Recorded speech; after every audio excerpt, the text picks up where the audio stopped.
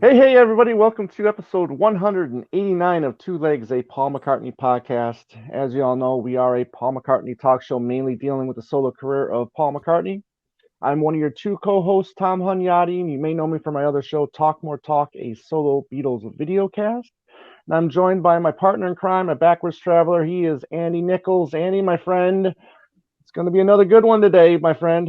Certainly will. And thanks, Tom, and good to see you again. And well, it's the end of the year, and it wouldn't be the end of the year without having a flurry of McCartney activities to Right. talk about, projects, books, releases, and here we are again.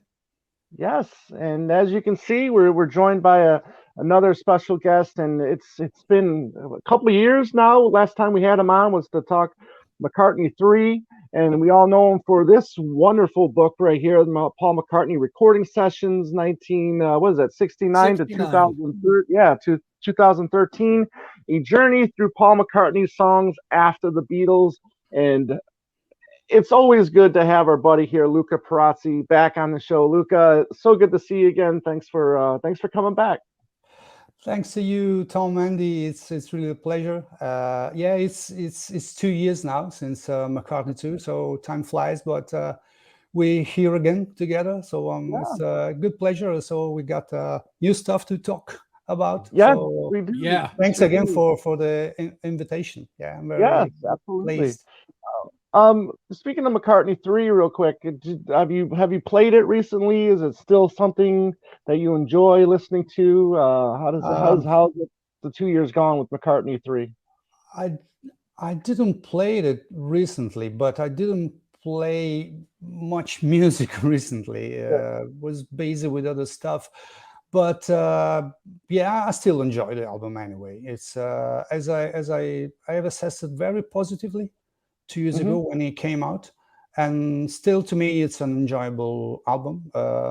Done almost by himself, as we know, not all by himself. Almost. Except for one track.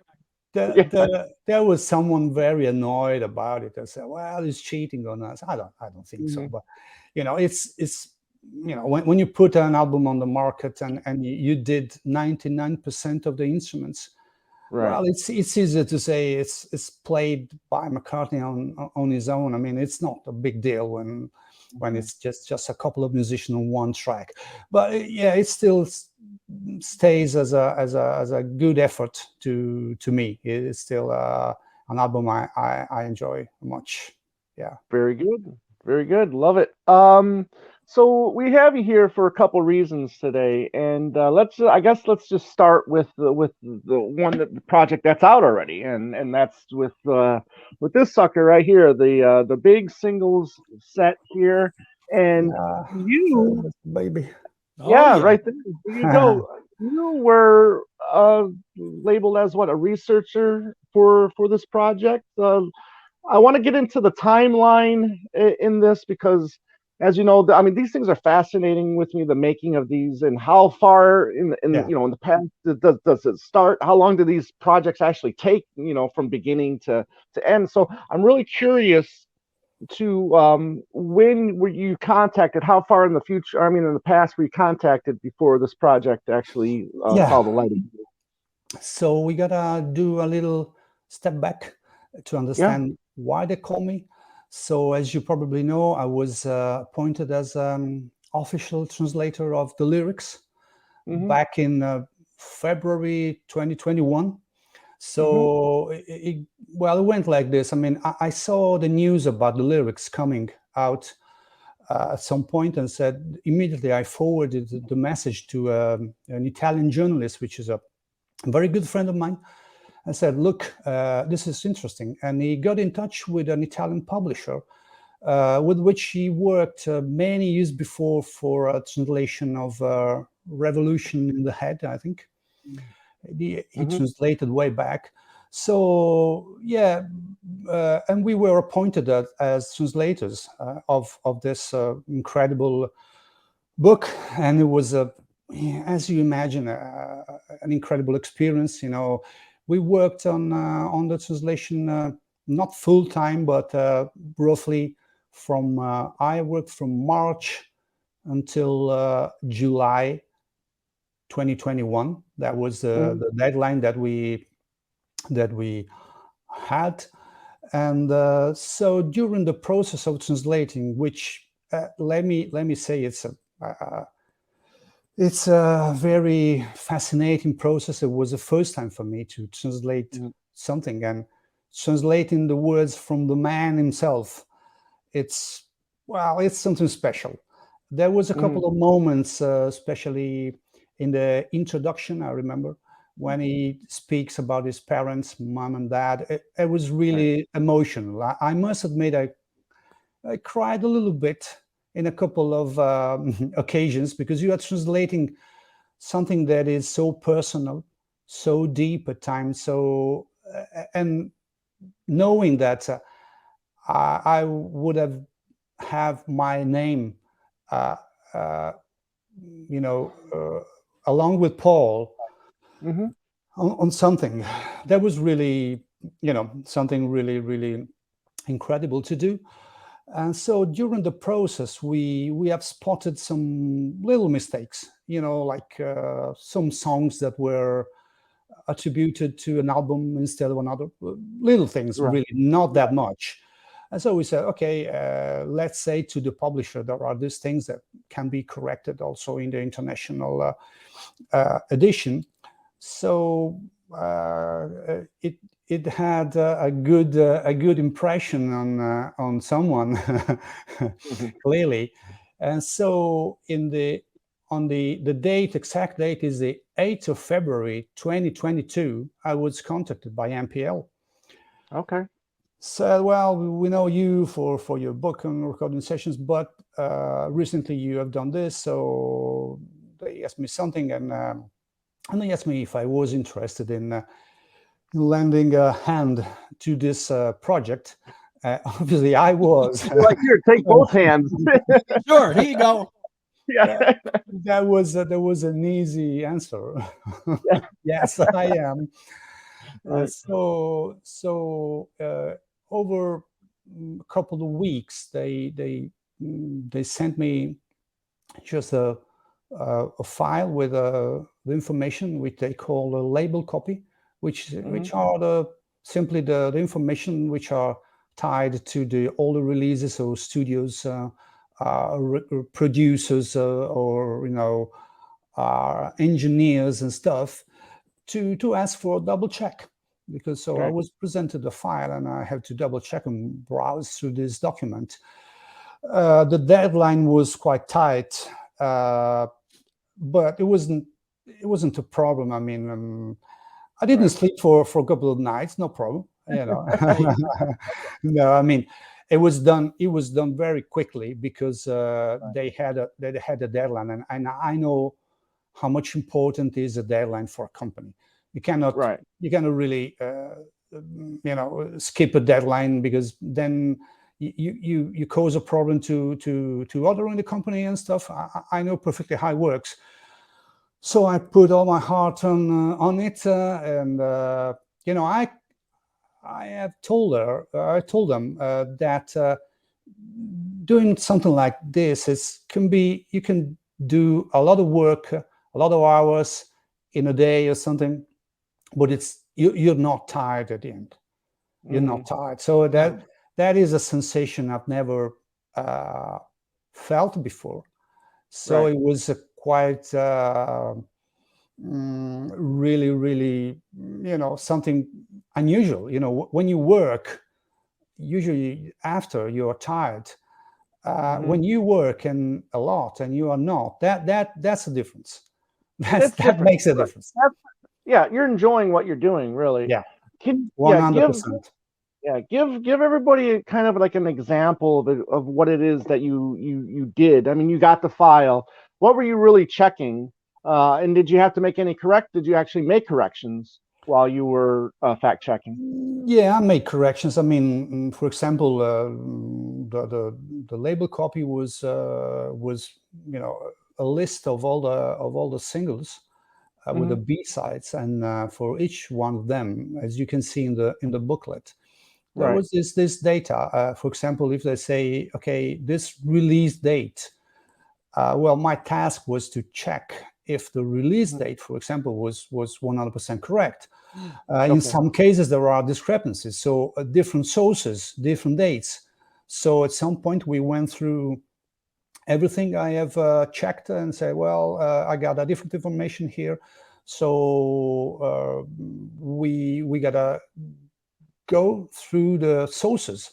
And I said, well, I got this source, this other source. So let's put everything together and come out with the best option. In some cases, like release dates for the singles are not really precise when we go back in time to the 70s and stuff. In some cases, there were little discrepancies, even though there were, I don't know, release dates already published in archive collection books. There was little differences here and there. So it was a massive work. I was going to ask you, Luca, what were you using as sources to check these release dates? The archive collection books, other books? Archive collection books for when you go. Well, it's not good to have only one source, even though if it's official, because if they got something wrong for any reason, or they maybe decided to go for something less specific, let me say, you gotta have other sources. So 8 Times So Old You was another big source. So other books too. Yeah, so I browsed through all my books and everything I got at home, trying to say, okay, this is the best option. But I think rightfully they asked me for the sources, and so I presented the sources. So it was really a teamwork, which is something I enjoy very much. Team effort. Really, I was very, very pleased, and so we were in touch over 2 to 3 weeks, not much more, and so the project was closed within February. That's it. Wow. Okay, so it was just pretty much the whole month of, well, not the whole month, but most of February that you worked on the project. Yeah, I mean, probably 1 month is too much. I mean, we have to condense the effort into, I don't know, 4 or 5 days, no more of 4 or 5 days, something like that. I mean, a lot of a bit of back and forth and a call with them, and so at some point they said, okay, this is what we got, and this is what we have to write down. So that's it. Yeah, it was very quick.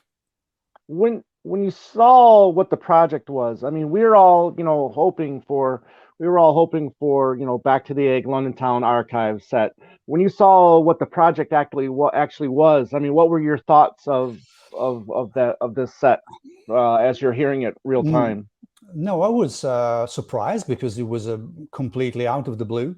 But it makes sense because it's 80 singles. Paul is 80 years in 2022, so it made sense. Something special, and so I was pleased to do it because it was something different that no one could expect. Obviously, I had to be very, very strict and not saying a word about it. Right. Well, that's because I did.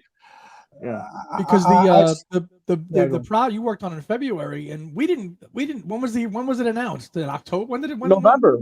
It was announced in late November. Yeah, just a couple of days before maybe a little bit mid-November. I can't remember really, but really just before.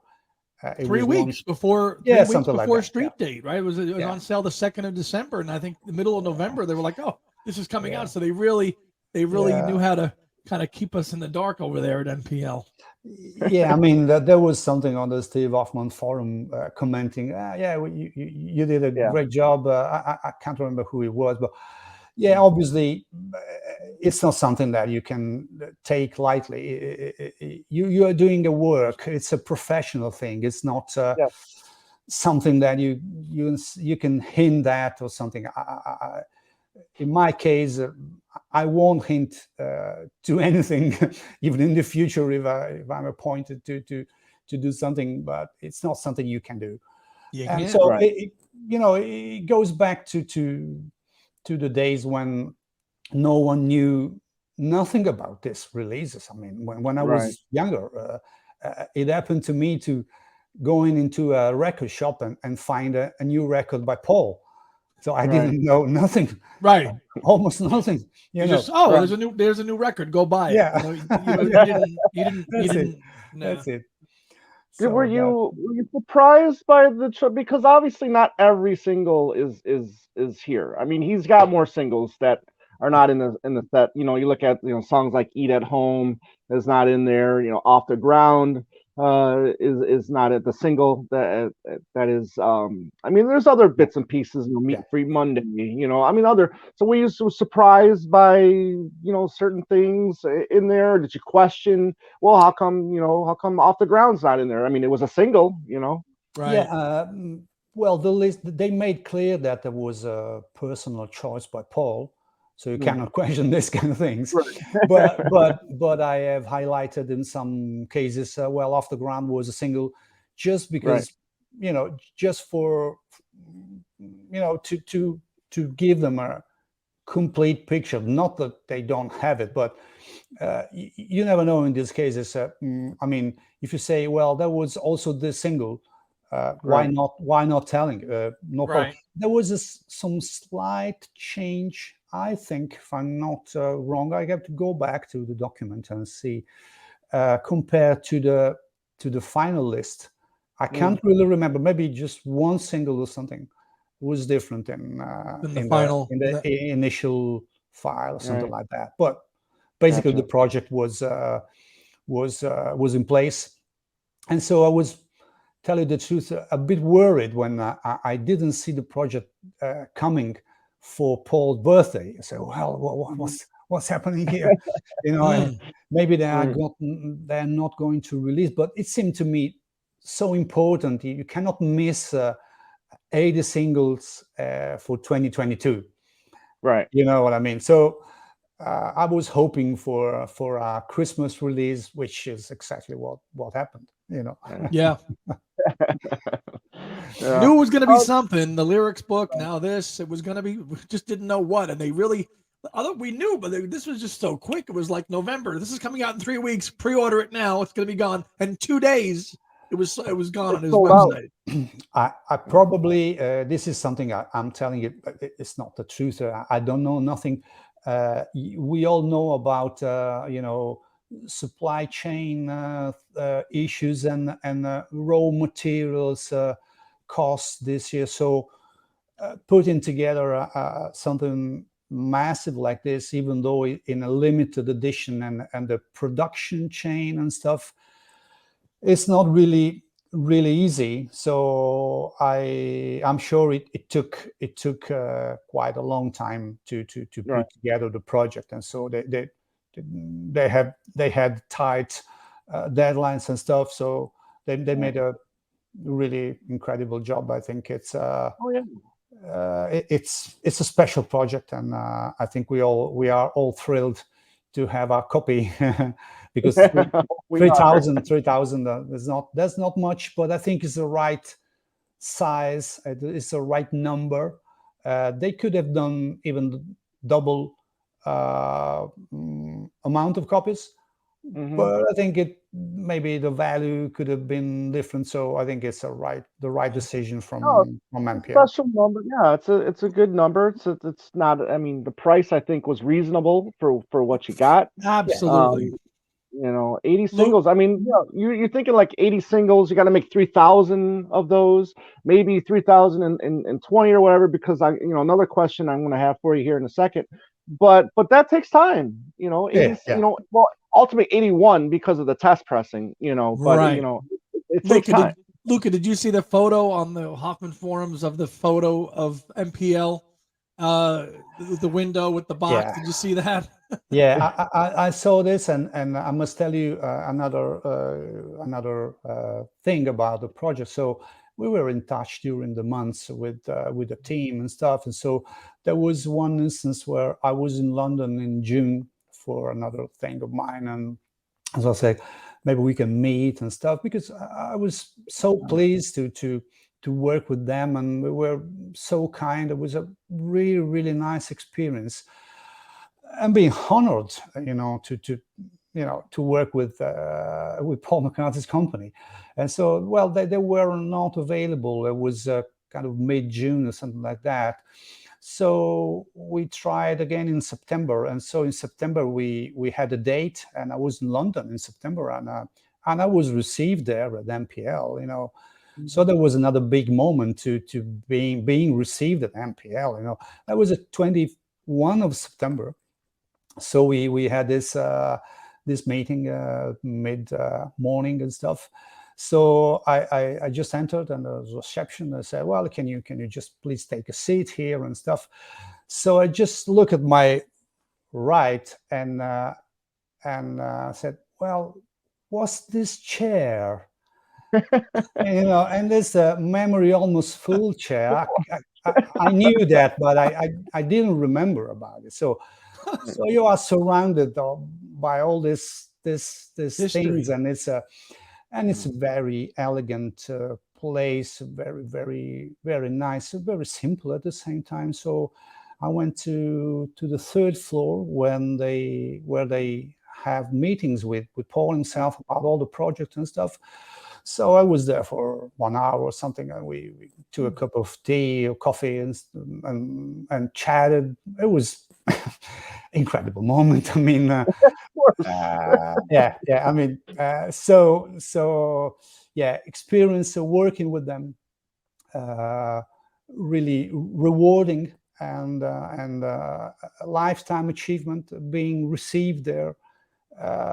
So honored, really so honored about all that happened with them this year. Yeah. Amazing. It's nothing's perfect, Yeah. So I'm curious, you weren't involved in every aspect of this set. However, can you give us, fans, kind of an idea of maybe if something's wrong with a single in the set, or if if something is torn, or if one of the singles skip? I mean, would you happen to know who people can contact to see if they can get replacements for anything that might be wrong? No, I understand. Maybe also someone else in the Steve Hoffman forum said, "Can you maybe let us know?" I don't have context for this kind of things. So I was involved in a very specific field, which is the label copy as is written. So I see. I did not. Can you believe me? I did not have the time to check my set, except for a couple of singles, because really I did not have time. So I don't know if there's something defective or any other issues in my set. I saw there are a couple of issues here and there. I don't know if you have spotted something. So yeah, nothing's perfect. I mean, I think they have planned to replace something. It's you have to do it. I mean, I don't know if they have already pressed something more, or if they are going to do it after they receive complaints and stuff. So I saw someone had written to someone, but I don't know if answers has yet arrived or not. Yeah. So one aspect that I'm not sure if Tom, we're going to bring this up, but I think it's a good point to illustrate that this is the first time that there's been a compilation assembled of somewhat full, even though there's a couple missing singles. Chronologically, we've had 4 compilations that are kind of out of order, but this is the first time we've had one presented, digital streaming, and obviously the box of his almost full solo career from start to the present. And I think that's pretty interesting and important, because it's like the first time. We've got Wingspan was kind of all over the place. Pure McCartney was all over scattered. Nice compilations, nice overview of his career. All the best, Wings greatest, but there was no rhyme or reason to how those albums were sequenced. And this is like the bona fide, collection to the present date. And I think it's worth noting that. Yeah, you're right. I mean, it's good, and we, as we know, as being avid solo McCartney fans, we like this kind of thing. So I think it's very clean, let me say, concept behind it. So from start to the present day. So yeah, that's something I also like, chronologically, without gaps and stuff. Yeah, I mean, they just a little bit forced the number of singles, but there's a good reason why they did it. Right. And so yeah, I mean, that is the most comprehensive singles collection that we have. We've never had something like that. There was something in the past, for All the Best. I think they did something back in the day. There was a vinyl.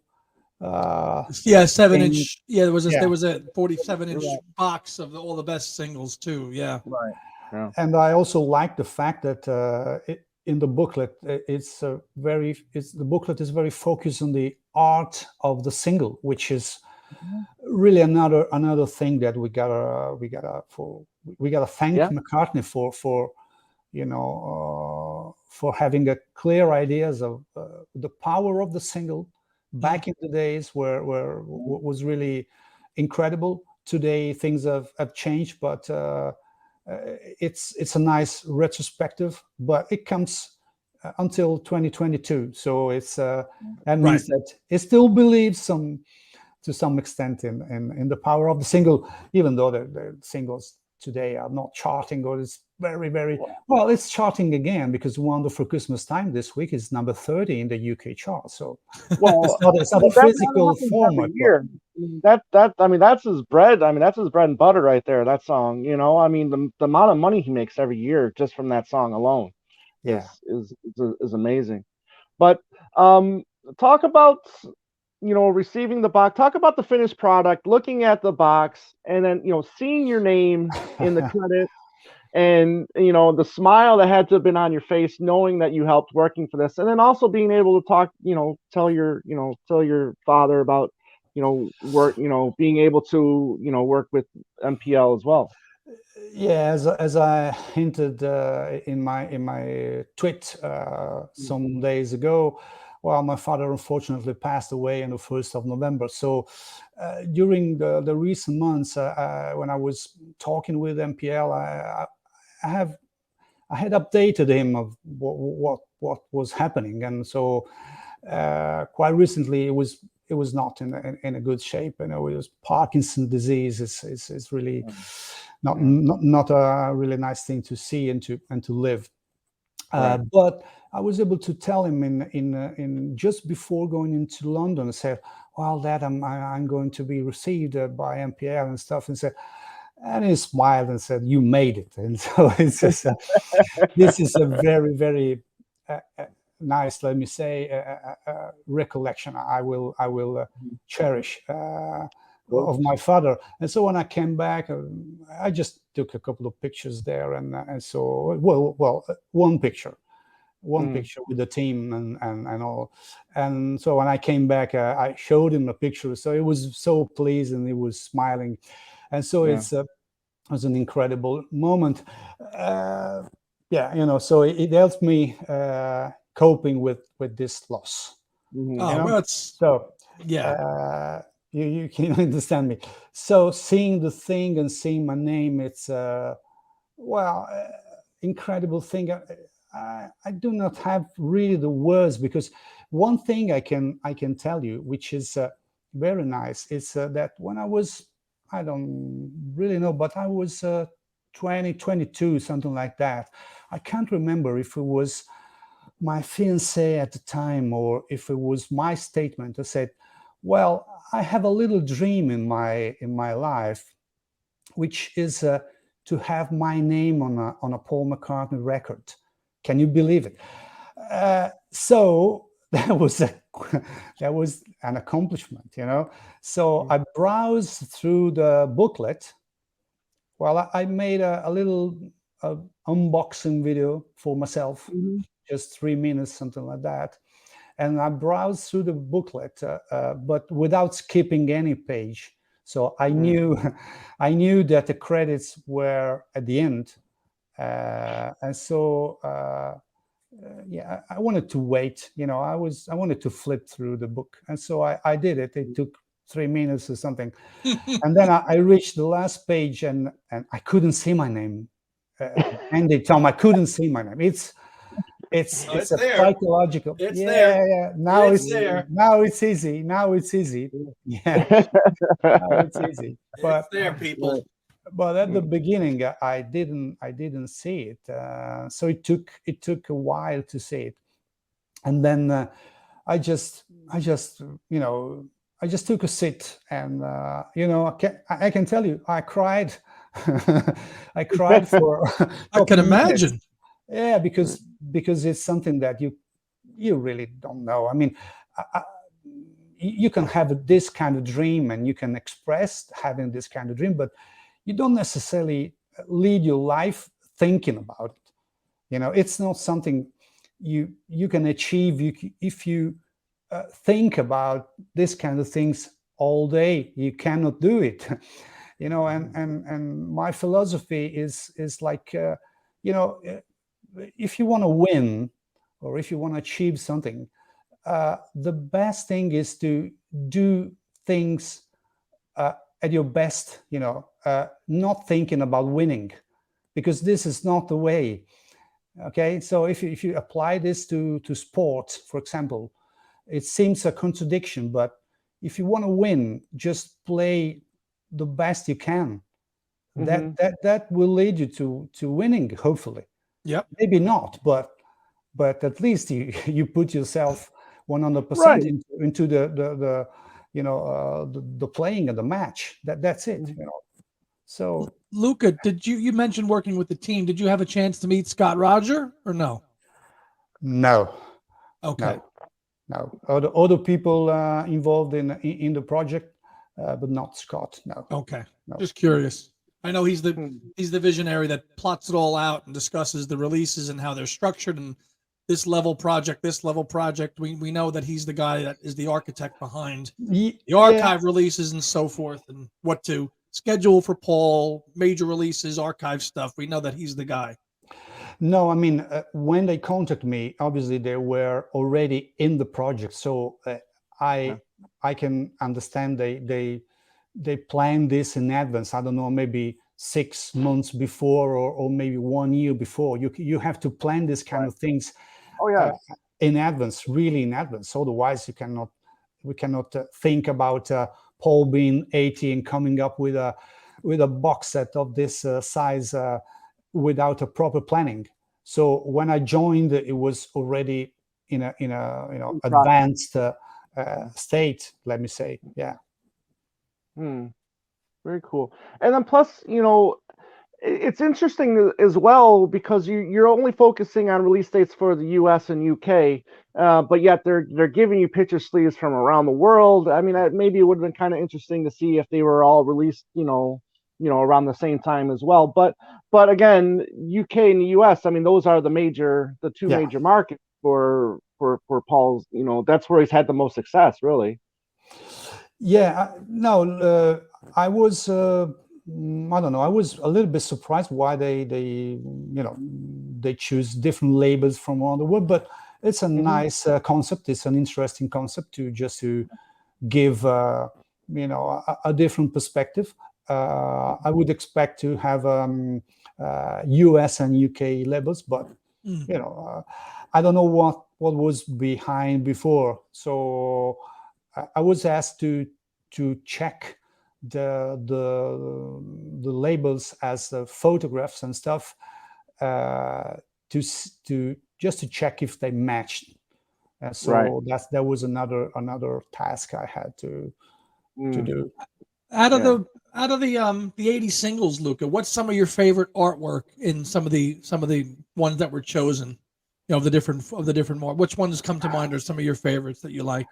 Now you're asking me something I cannot really answer now, because as I told you, I didn't go. You didn't go through them. So now I cannot really remember. If you can point something, I can tell you if I agree. Yeah. Well, I really like the Venus and Mars rock show one, and how they that's a unique one, that you see. And Tom, I'm not sure if you know, but I'm sure you're aware. Tom is such an avid. He's really educated me on the international singles, and over the last year or two, he's been collecting them. And it's interesting to note how the single artwork in the 70s across the different markets was different, and then in the 80s, starting in the 80s, they all kind of had one universal design. So the 70s singles really have the variations of the different countries, and a release like this is just crazy timing for my co-host, because he's been on this journey for 2 years of collecting all these international singles and stuff, and now here we get a box showcasing some of the different artwork, and I think it's a nice approach to reproduce some of them. You take a look at something like this. You got the Spanish Helen wheels, and you got the German. I love the jet. I love the jet cover. And the great thing about it is I mean, there's a great Italian jet picture sleeve that has this kind of same back, the same picture here, but then they got the heads of Paul, Linda, and Denny popping out of the clouds, which I absolutely love. And there's some great pictures. Again, like you said, Andy. The picture sleeves from the 70s, except for really Mary Had a Little Lamb, they were all relatively different from country to country, which is really cool, and that's what makes it so collectible as well. That's a good point, because, for example, in my case as a collector, I always tended to collect the UK or US ones. I was not interested in collecting international sleeves. So this is something interesting, because at least if you have the same, as in my case, if you have the same single twice, then you got a different cover. So exactly. That's I mean, I think another smart move. I think I'm sitting on like 10 Another Days. I think I got like 9 Mrs. Vanderbilts. They're just really, and then they're all different artwork. And that's really the cool thing about it. So. But congratulations on that. It's really exciting to hear the story about you working on this project, and hopefully, hopefully this opens the door for Luca to do some more freelance work for MPL. Obviously, I'm available, and well, for the reasons that you can imagine, and I have told you. So let's see what the future brings. Fingers crossed. Now, you don't have to answer. You don't, obviously, you can't tell, even if you know this. But did you ask about future projects while you were at MPL? Yeah, I mean, I know that I cannot disclose anything. It's something really, you got to be a little bit, you got to understand their position and stuff, because if you ask something and put them in a position to be embarrassed and say, well, we cannot tell, you already know the answer. So I've made some hints, but without insisting. So I don't know nothing. That's the truth. That's the truth. I don't know nothing. I know I'm ready. I know I will be available anytime for them. So it's, as I told you, it's a professional kind of relationship. So you got to be professional and understanding their position. They're working in one of the most important companies in the world, one of the most well organized companies in the world and stuff. So it's very important for them to not disclose projects, even though maybe nothing changes, but in the end,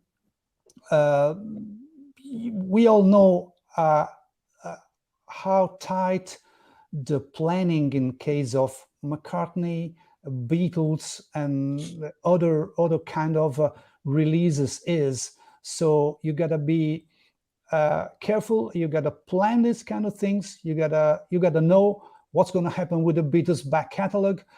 Right. All the timing, So, all the timing of the other things and how it does it tie into things. Yeah. If they say we don't know, they don't know. Maybe. Yeah. You know what I mean. I get it. Because it's really, it takes time to plan a project, to release a project. And one thing I can tell you, which is well connected to the visit I had there, was that Paul is very involved in all these releases. So they confirmed to me that Paul is very involved in this, following all the steps of a project, which is something I consider very important. His company, his project, his legacy is releases, so makes absolutely sense. But maybe it's not for everyone. Maybe there are artists that at some point they say, well, I trust my team, which is also his case. But following a project shows how much care Paul has for all of his babies, let me say. Yeah. Another question, Luca, I wanted to ask you, which I'm not sure if it came up or if you heard it discussed, but I know it's been a slight criticism of the project from the fans, that they wish that there was a CD release of this set. Do you have any thoughts on that? Would you have liked to have seen a CD set as well? A lot of people out there really wanted a CD version of it. Well, if you ask me personally, I would have loved to have the CD version. But if we look at the project as it is conceived, it doesn't make much sense. Well, there's a streaming. You can say, well, but there's a streaming, but the streaming is the current platform, so you cannot really skip the streaming services, for a number of reasons. So when you speak about 7-inch singles, it's 7-inch singles. Someone else hinted at 12-inch singles or songs that were released only on 12-inch singles, which we don't still have available even on a streaming service, which is something I miss. But when it comes to the project, I think it makes sense that it's only a vinyl release. Yeah. Right. Yeah. Yeah. Cool. We'll end this segment with this here. How tough was this to keep this a secret? I mean, I could imagine. We all want to know things, right? We all want to know what's coming up and what's in the pipeline or whatever. But how tough was this to actually, No, to tell you the truth, it wasn't tough because, as I told you, I took this as an incredible opportunity for me, not only as a fan, but as a professional or someone who has made a little career in this field with my little company and stuff, with my projects. So it wasn't tough because what's the point or what's the benefit? Right. Even though I'm I like you both, but what's the point of telling you that's something that, mainly I had to sign a non-disclosure agreement, which is something obviously, even though they would not present to me this kind of things, I wouldn't have say a word about it. No, and that speaks to the professionalism aspect of what you do, your career. That's that anybody that's going to take that on has to work and keep that professionalism aspect. You just can't. You have to separate fan. Yeah. And we're all fans, right? We're all fans, but if anybody really isn't going into this, you have to be able to separate.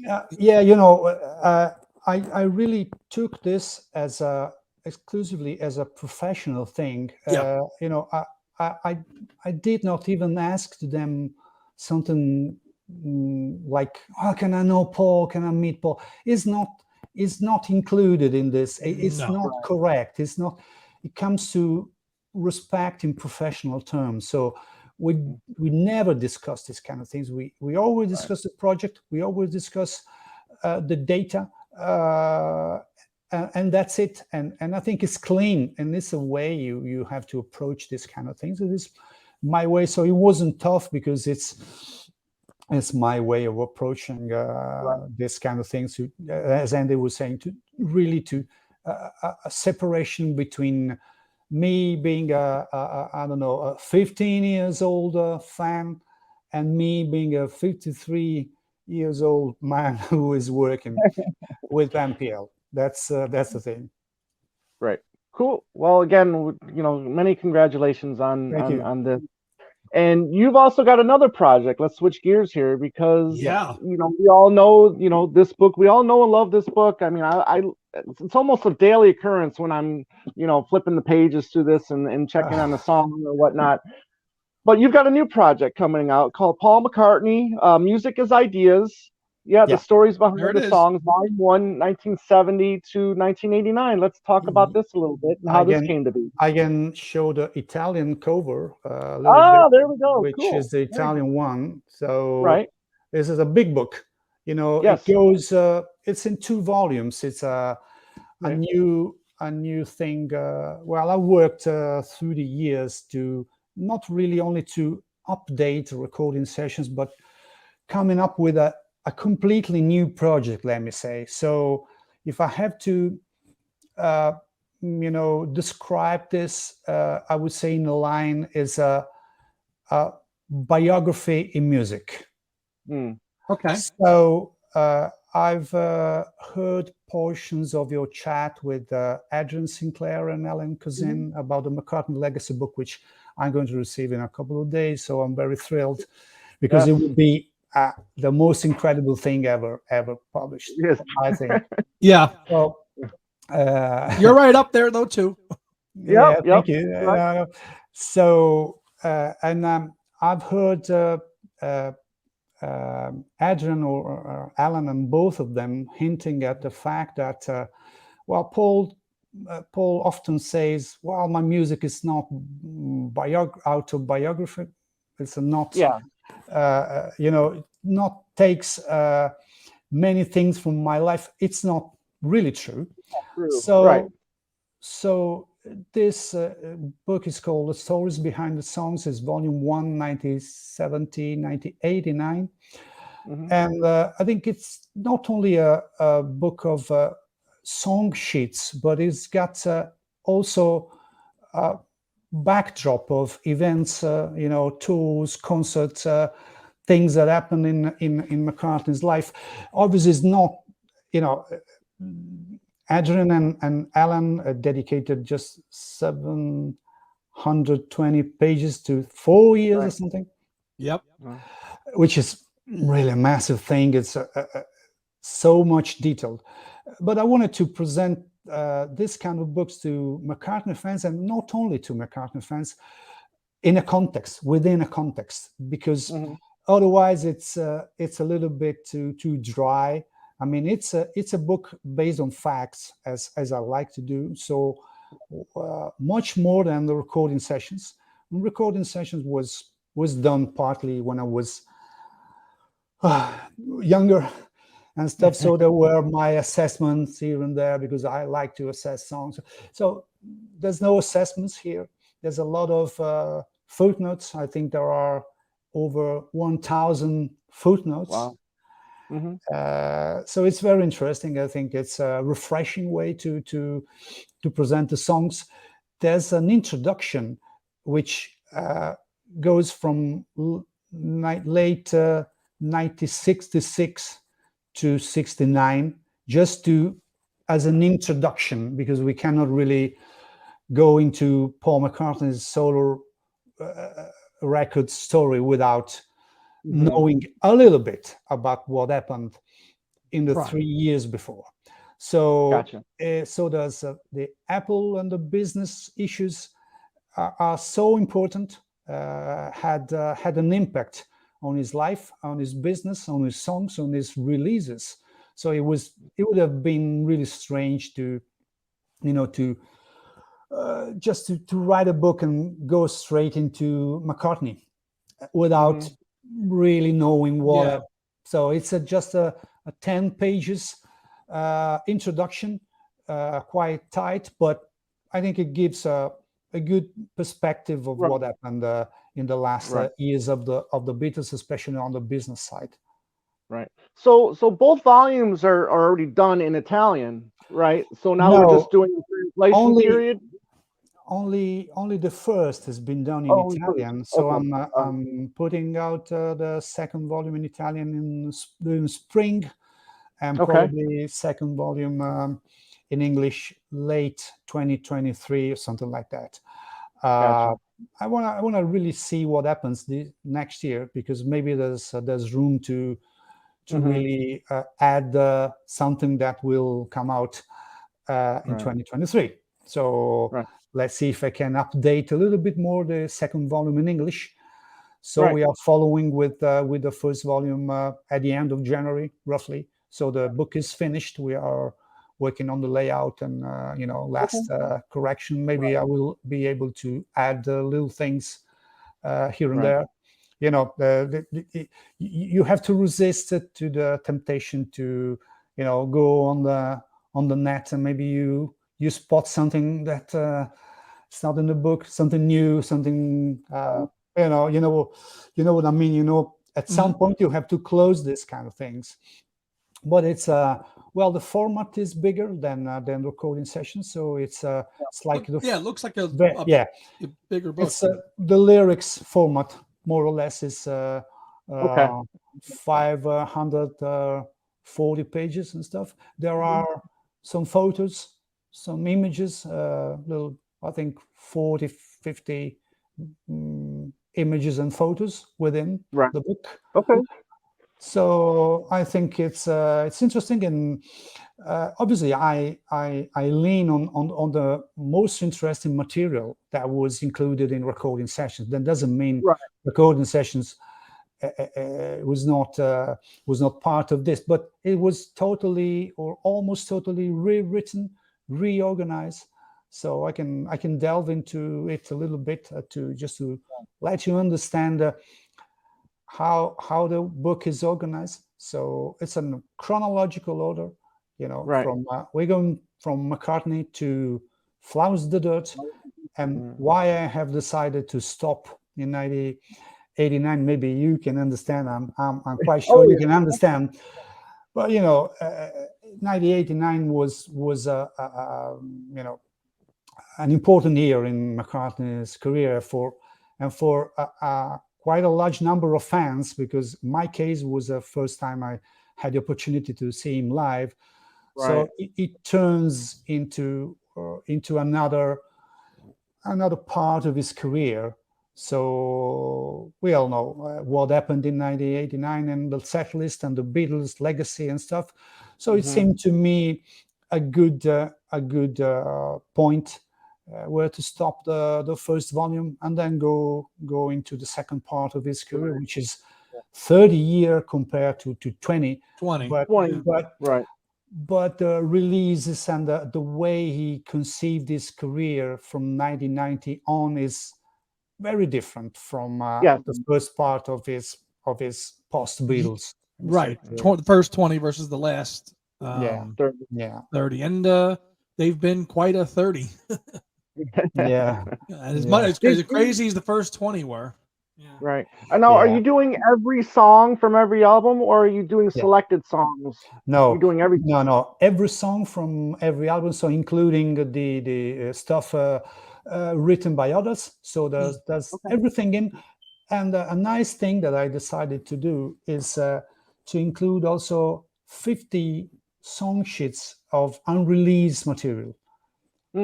So just 50, not because I didn't want or do want to, to underlook other things, but there are unreleased songs we don't really know. So maybe it's just a riff. Maybe there's not even an audio out there. So how can you describe a song if there's nothing out there? You can just mention the title, and a lot of titles are mentioned. But there are 50 sheets with a little bit of description, a little bit of story, if it's possible. So just to to enrich the book. I think it's the first time, or maybe not the first, because 8 Times to Hold You had also mentions and entries for unreleased. Yes. But it's interesting because the output of McCartney is in the 70s and 80s is such an incredible output that seemed to me quite a crime to not having some unreleased material. So the Rupert stuff, things that we know. I mean, you got so many wonderful songs that have never been really. I mean, Yvonne, right there, Yvonne the One is just mind blowing to me to think that that's never been officially. Obviously there's the bootlegs or whatever. Lindiana, Boyle Crisis, Cage, Water so many. Spout. Water Spout, so many. Water Spout is my favorite, I must admit. Yeah. It's not much arranged, maybe, but I think the melody and the 3 parts of the song and the way it's built, it's really a lesson in how a pop song has to be built. To me at least. Yeah. So let's talk about when this first volume comes out for US and the rest of the world. Comes out at the end of January if there's no big hiccups. End of January. So I don't think I don't want to go. I don't want to delay it. But you never know when it comes to the final process. And the good thing is that a big improvement is, to me, the fact that this guy called Steve Lambley is working on the project with me, not only in terms of being involved in the layout, but also as a curator. So he's taking care of all the English stuff. So I know that the recording sessions, I got some issues on the translation and stuff. It was a translation. This book is, let me say, written in English, basically, because it's been reviewed and so it's going through everything and putting in a form that is more readable. And I think it would be a pleasure to read. I thought there was an effort to be made in this term, so I think it's another good thing. I'm very happy with this work. So you will let me know. You will let me know. But there was something I felt it was a little bit missing, and this time we will have a proper text in English. So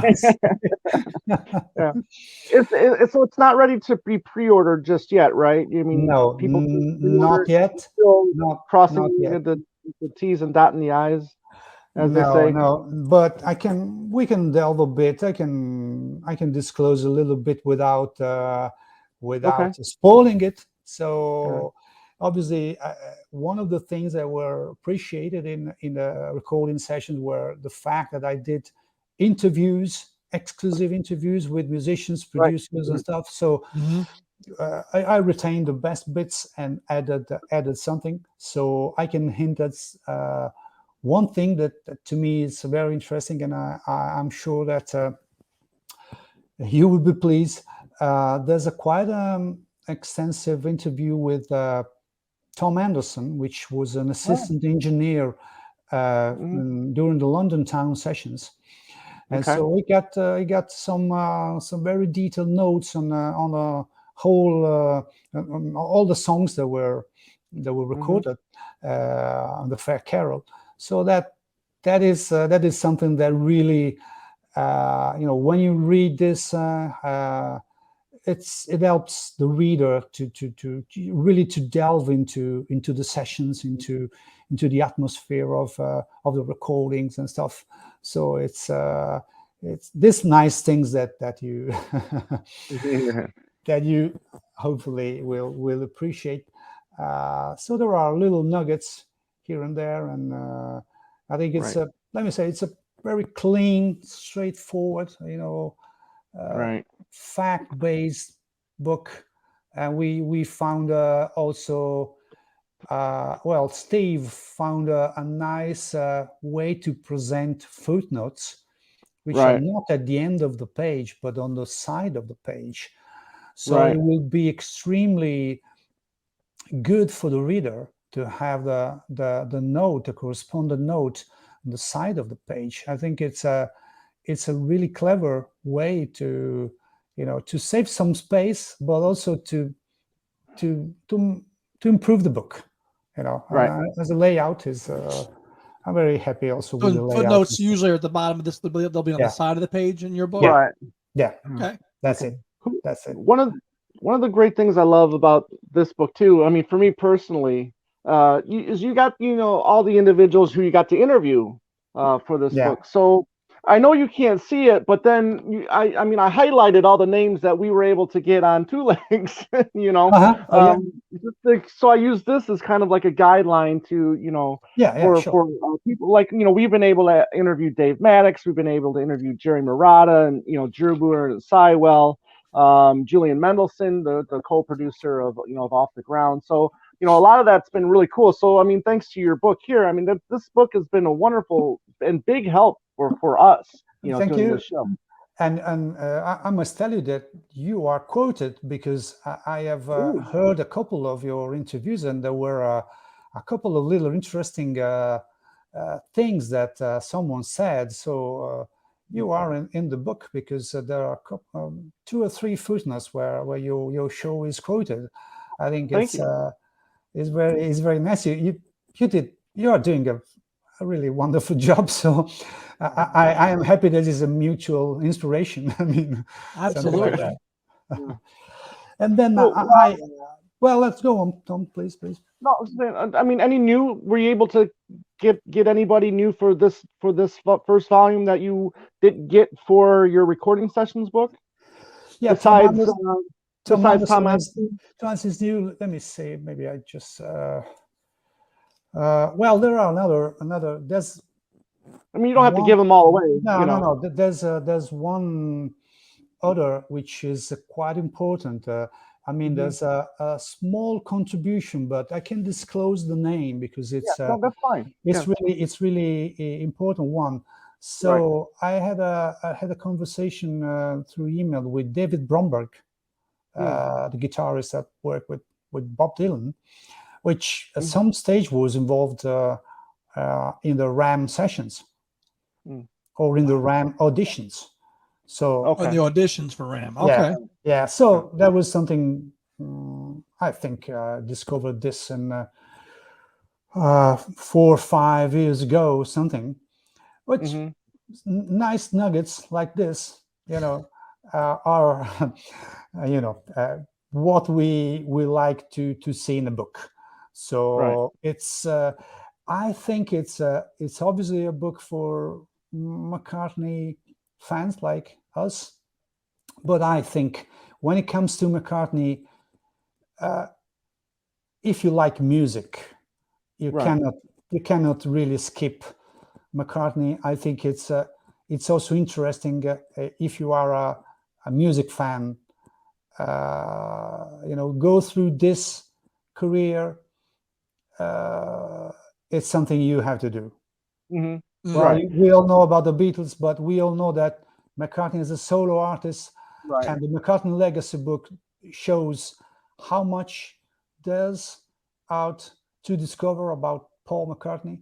And I don't think really, well, the impact of the Beatles, obviously on a social level and stuff, was different, but but I mean, 53 years of solo careers like McCartney did, we cannot consider this career below, I don't know, let me say one name, David Bowie or something like that. Why it should be below? I mean, McCartney is a different way of doing things, and Bowie was one of the most important artists in the 70s. The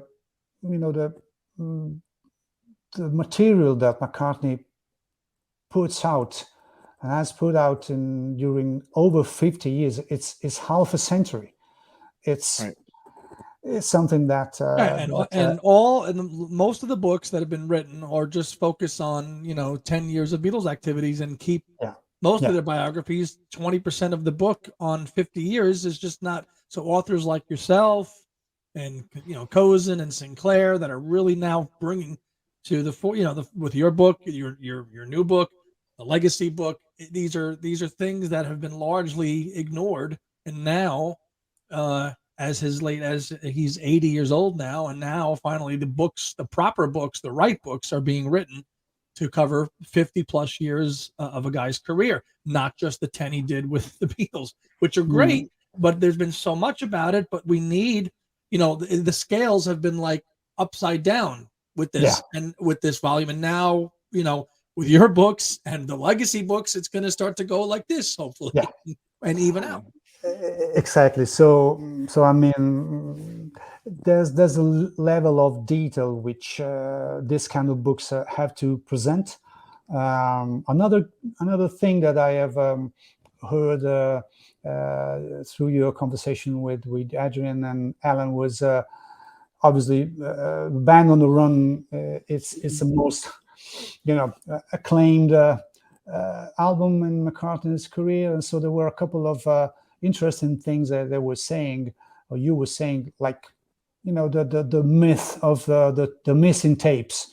Mm-hmm. I mean, I can't remember if it was hinted at in the recording sessions or not, but it's something that I was discussing some years ago with some fan. I said, well, but in one of the first interviews when Paul talked about what happened, he clearly stated that happened after 2 weeks there. So 2 weeks means that, if I'm not wrong, they were there for 3 weeks or something. So that means that a lot of material were already recorded, and they recorded 7 songs there, not 20. Right. At the EMI studios, they taped 7 songs. So clearly, it's something that he built over time, over the years. It seems a good story. It happened, but it didn't have a major impact on the recordings. No, but it just added drama. Yeah, it added drama. Theater. So there's another good thing I throw to you about the Band on the Run sessions that recently discovered, and it's in the book. So it's a little detail, but we all like this kind of thing. So this is the minutia we didn't feel for. I mean, timeline. Paul is not the only drummer on the Band on the Run album, and I'm not talking about the African percussionist Remy Kabaka. So Paul is not the only drummer, and I'm talking about someone else. So Ginger Baker?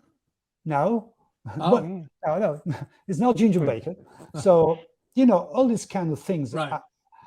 I think that fans will appreciate all these little discoveries. So, wait till the end of January to discover. Yeah, well, I can't wait. No, this is stuff. The stories, because he likes to tell a specific story. They're not always 100% true or factual. So to get what really happened in certain points, he tells a story, we weren't going to go to America till we got a number 1. Well, you were already scheduled to go on, to Ed Sullivan, prior to. So, but they make a great story, so to hear both stories, I think we need that, we need stuff like that. Yeah, we all know how it works, and Paul is a master of interviews and entertaining interviews. He can be very detailed. He can be a little bit vague in other spots. He can do everything. It depends. So there are a lot of interviews, a lot of quotes from him. Some even from Linda. There's Danny, there's other members of Wings. Sometimes there are discrepancies, which is another thing that it's good to to be presented in a book, because maybe there's one version, there's another version. So I tend to present different versions in the book, if they are. It gives a perspective, because if you just privilege one account and not the other, you don't know. We were not there. So what we can do as writers or historians is just to be, be correct, let me say, and go presenting the facts as we know through people who were there, if it's possible. So that gives another perspective into the book. So if you have some questions, then I built a book based on 5 points. So I can tell you which these are, but if you have some questions, please go. Yeah, I mean, 5 points. Why choose? I mean, you talk about the 70 to 89. What 70s into 80s? I mean, the 80s years. I mean, what were your thoughts on the stories? Did people call that his lost decade? What were your thoughts on the 80s, and do you think it's so lost as some people might think? No, I mean, I grew up with McCartney in the 80s, because I grew up with Pipes of Peace, Normal Lonely Nights, Press to Play, and Flowers in the Dirt, and a bit of Tug of War, because Ebony and Ivory was such a great success here in Italy. So you couldn't ignore McCartney in the 80s. Believe me, even in Italy, which Ebony and Ivory, Say, that there was 2 songs that introduced me to McCartney.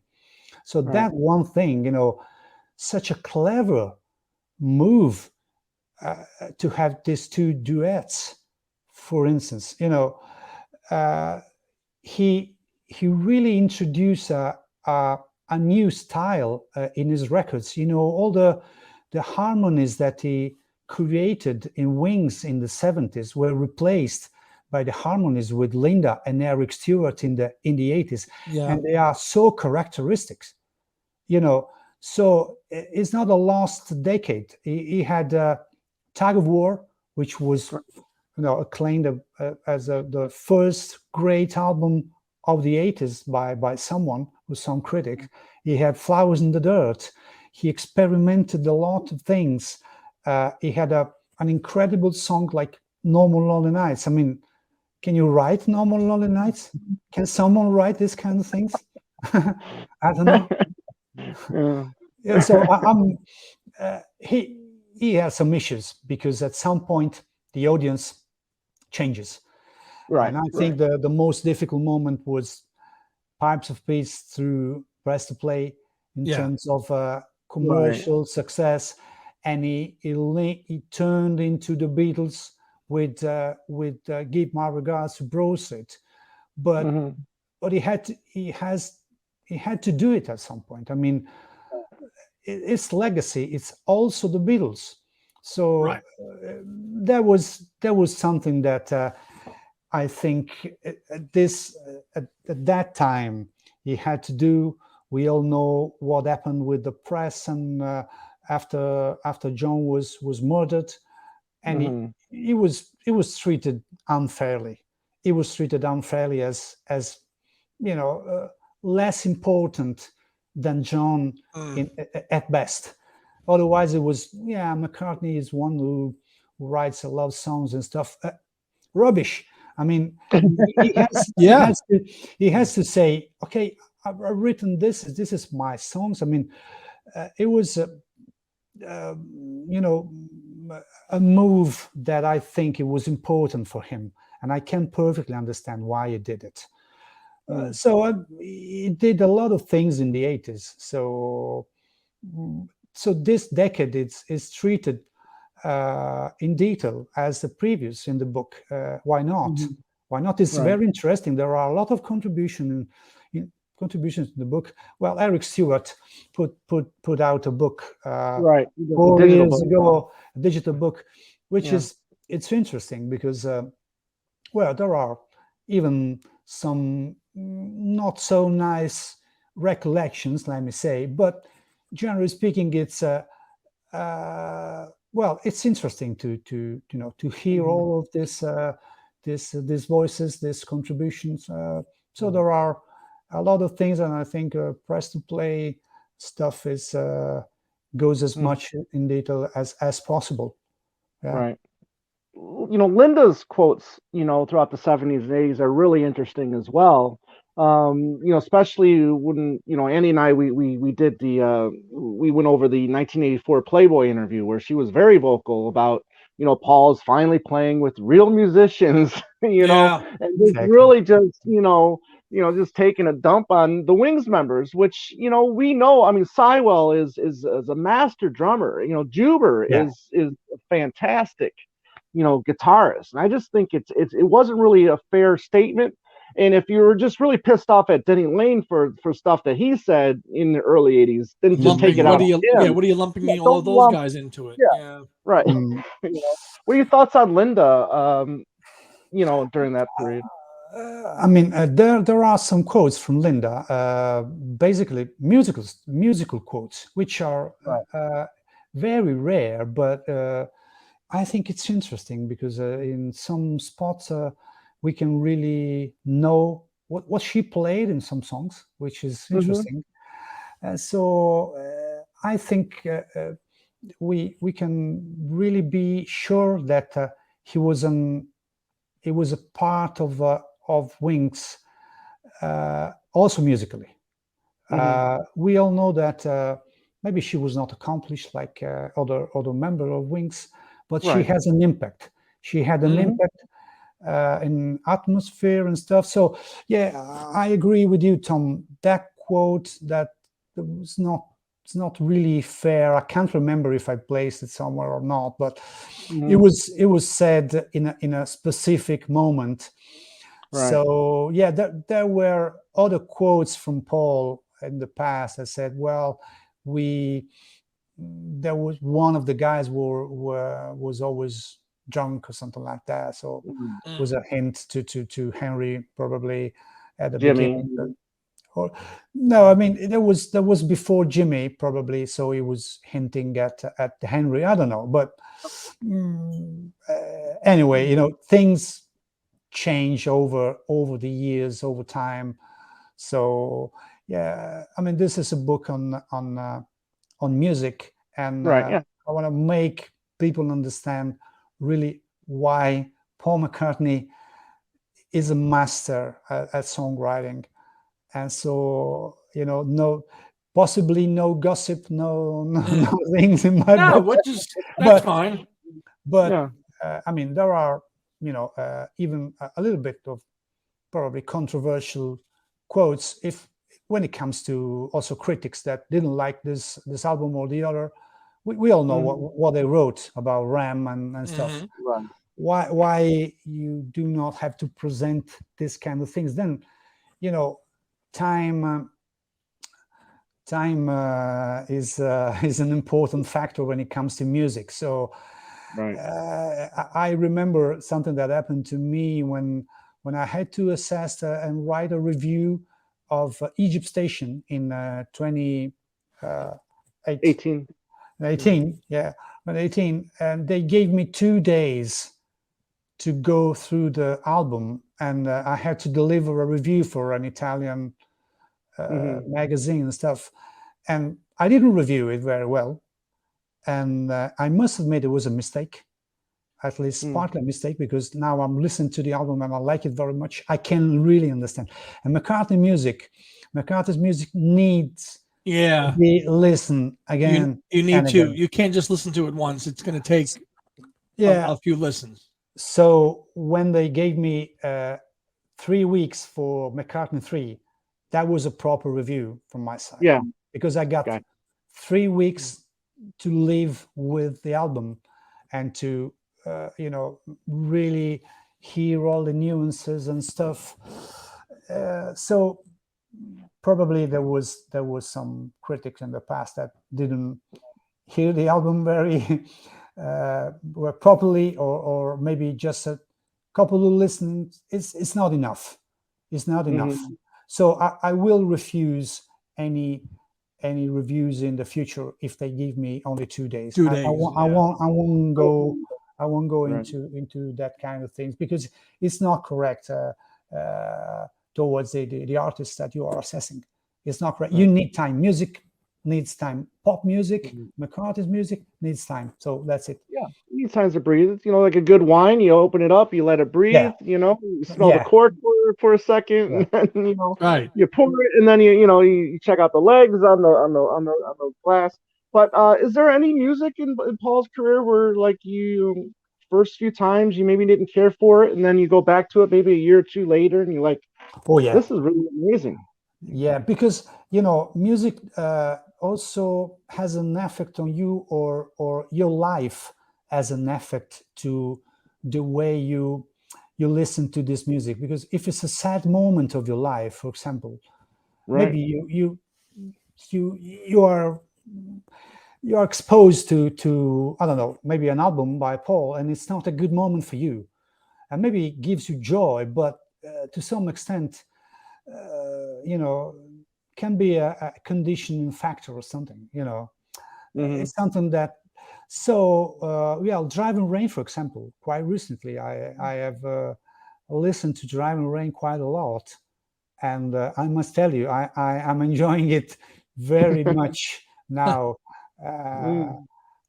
more than at the beginning. So it's what with McCartney is a continuous discovery. Right. I don't think in the end there's one single album or thing that he did that is not interesting. Right. Everything is interesting.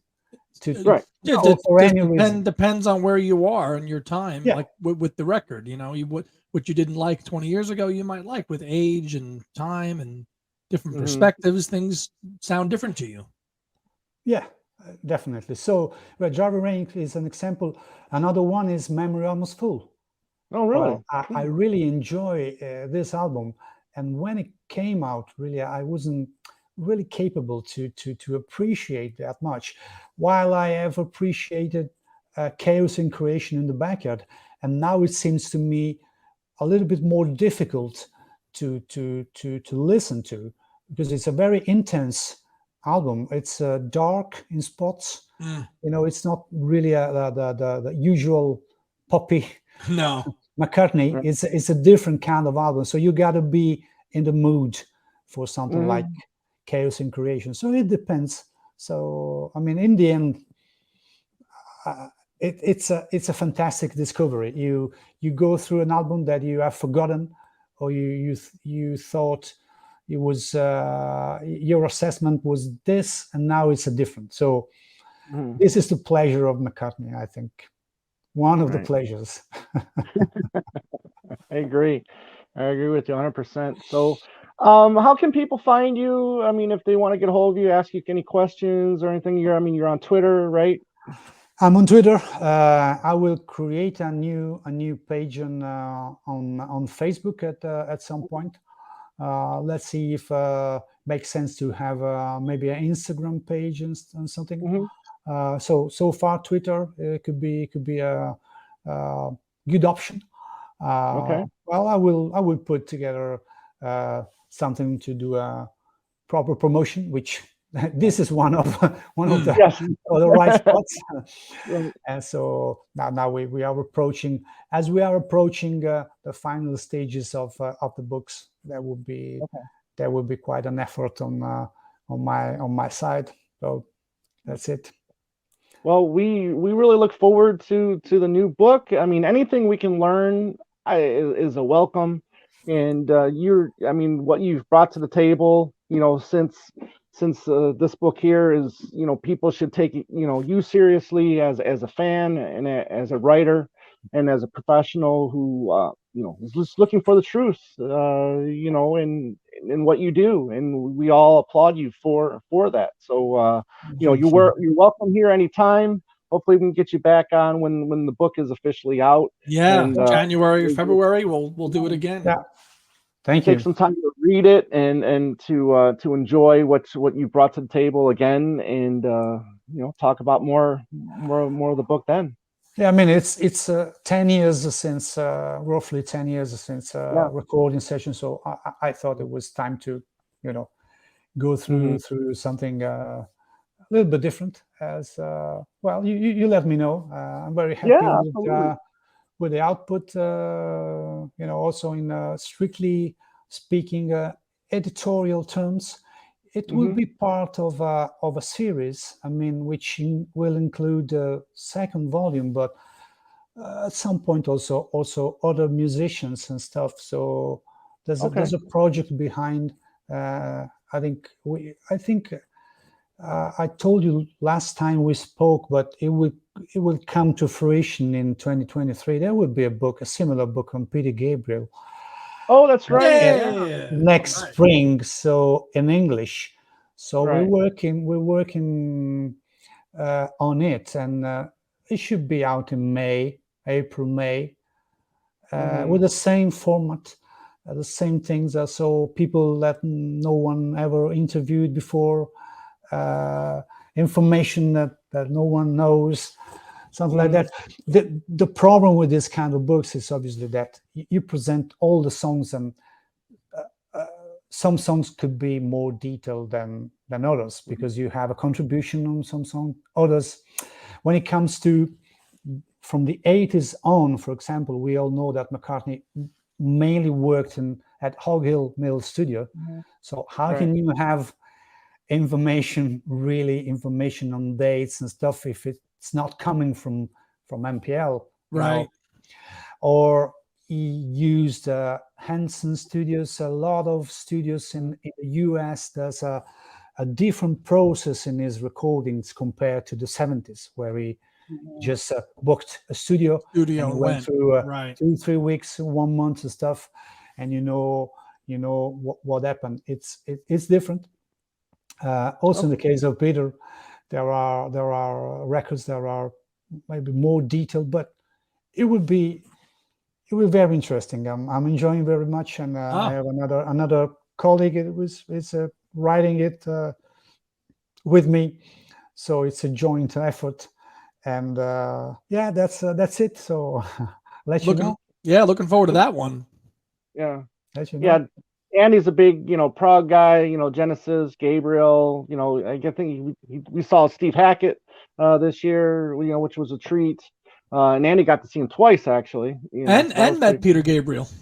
Yeah, that's right. Yeah, you did a book signing, right? Yeah. Yes, I did. Yeah, but me too. Last year, he was in Milan for a couple of dates with his daughter. Right. And so I met him, and I think there's a short footage out there when there was a couple of Italian televisions. Okay. And so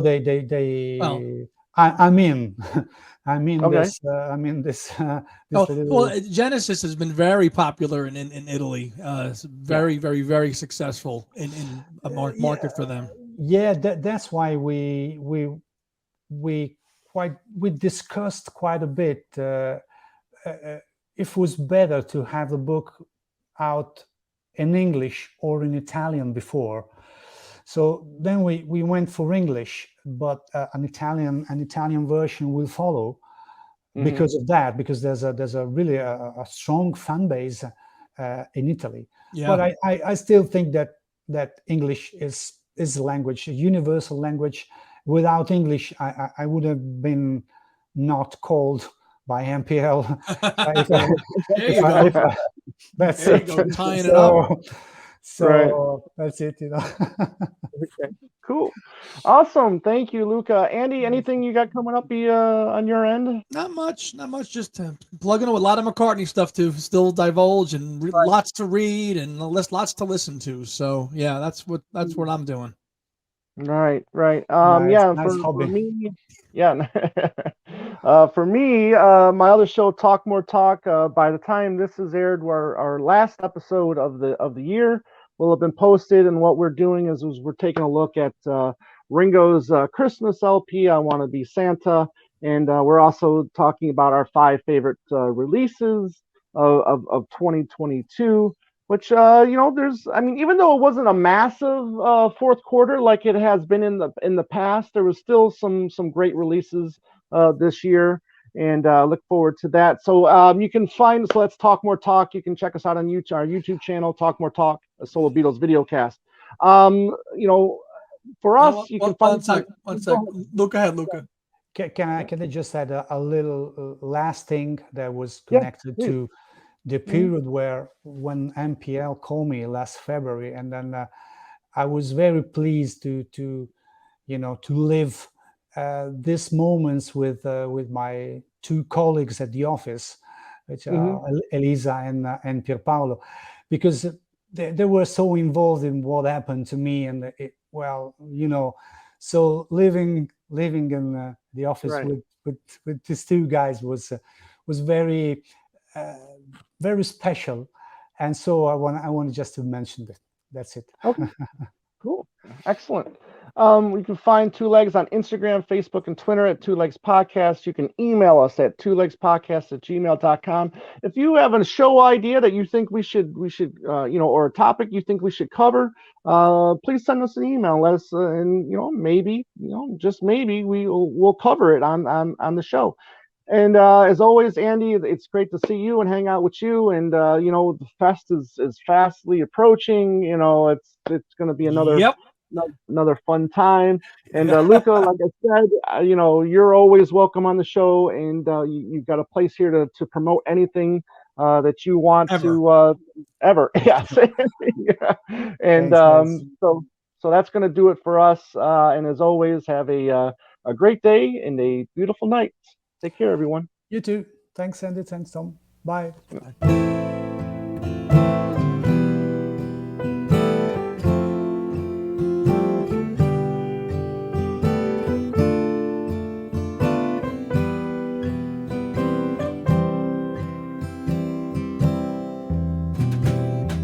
been listening to Two Legs, a Paul McCartney podcast, hosted by Tom Hunyadi and Andy Nichols, with musical contributions by Dylan